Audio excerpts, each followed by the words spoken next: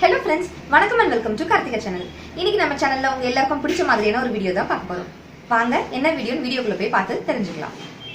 Friends, இன்றைக்கி நம்ம beginners recipe தான் பண்ண போகிறோம். ஈஸியாக டக்குன்னு செய்யக்கூடிய ஒன் பாட்டில் செய்யக்கூடிய தக்காளி சாதம் தான் செய்ய போகிறோம். அதுக்கு வந்து நான் ஒரு ப்ரெஷர் பேனில் ஒரு குழி கரண்டி அளவுக்கு எண்ணெய் விட்டுட்டு 1/2 டீஸ்பூன் கடுகு, 1/2 டீஸ்பூன் உடைச்ச உளுத்தம்பருப்பு, 1/2 டீஸ்பூன் கடலைப்பருப்பு போட்டு தாளிச்சுக்கிறேன். நல்லா பொரியட்டும். பெருங்காயத்தூள் வந்து ஒரு 1/4 டீஸ்பூன் அளவுக்கு நான் வந்து சேர்த்துக்கிறேன். கொஞ்சோண்டு கருவேப்பிலையும் நம்ம ஃப்ரெஷ்ஷாக ஆட் பண்ணிக்கலாம். நல்லா பொரியட்டும். பொரிஞ்சதுக்கு அப்புறமேட்டு நம்ம வந்து 2 பெரிய வெங்காயம் ஸ்லைஸ் பண்ணி வச்சுருக்கேன். அதை சேர்த்து நல்லா நம்ம சுருள வதக்கிடுவோம்.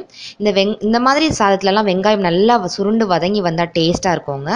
1 டீஸ்பூன் அளவுக்கு நான் வந்து இஞ்சி பூண்டு விழுது சேர்த்துக்கிறேன். ஃப்ரெஷ்ஷான இஞ்சி பூண்டு விழுது சேர்த்துக்கிட்டு நல்லா பச்சை வாசனை போகிற வரைக்கும் வதக்கிட்டு 3 பெங்களூர் தக்காளி, நல்லா பழுத்த தக்காளியை நான் சேர்த்துருக்கேன். நல்லா நீட்டு வாக்கில் ஸ்லைஸ் பண்ணி ஆட் பண்ணிக்கிறேன். இந்த டிஷ்க்கு தேவையான அளவு உப்பு போட்டு நம்ம வதக்கணும் அப்படின்னாக்கா நல்லா அந்த வெங்காயம் தக்காளிலாம் நல்லா சுருள உங்களுக்கு ஸ்மாஷ் ஆகி அழகாக வதங்கி வரும்.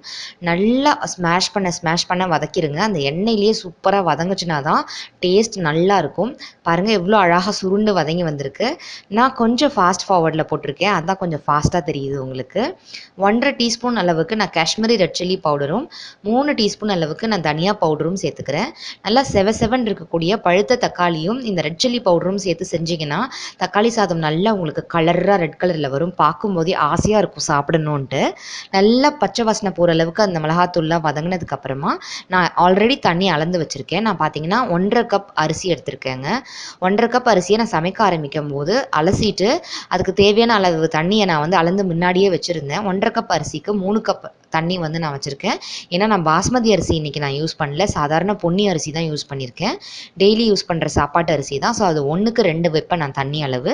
ஸோ 1/2 கப் அரிசின்றதுனால நான் வந்து 3 கப் தண்ணி அளந்து வச்சுருந்தேன். அதை நான் ஊற்றிட்டேன். நல்லா கொதித்து திரண்டு வரட்டும்.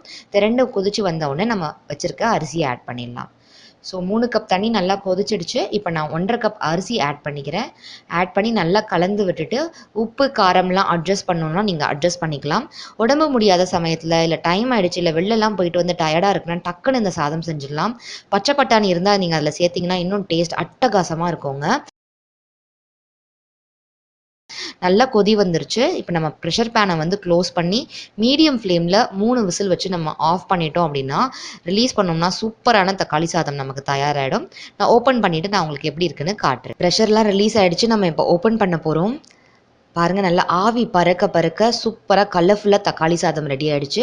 கருவேப்பிலை கொத்தமல்லிலாம் அப்படி தூவி ஆவி பறக்க ஒரு கிளறி சுட சாப்பிட்டிங்கன்னா உடம்பு முடியாத நேரத்தில் டக்குன்னு இந்த சாதம் செஞ்சிங்கன்னா கூட தேவாமிர்தமாக இருக்கும். என்னடா முடியலையே, டக்குன்னு நம்ம இந்த ரைஸ் செஞ்சுருக்கோமேனே தோணாது. வெளிலலாம் அலைஞ்சிட்டு வந்துட்டு டக்குன்னு இந்த தக்காளி சாதம் செஞ்சு நம்ம சாப்பிட்றலாம். முடியாத நேரத்தில் ஹோட்டலில் வாங்கி சாப்பிட்றதுக்கு இந்த மாதிரி ஏதாவது ஒன்று வீட்லேயே நம்ம செஞ்சு சாப்பிட்றலாம். சாதாரண எக்கோ இல்லை உருளைக்கிழங்கோ வச்சு சாப்பிட்டிங்கன்னா அட்டகாசமான காம்பினேஷனாக இருக்குங்க. இந்த வீடியோ பார்த்து நீங்க எல்லாருமே ரசிச்சிருப்பீங்க அப்படின்னா நம்புறேன்.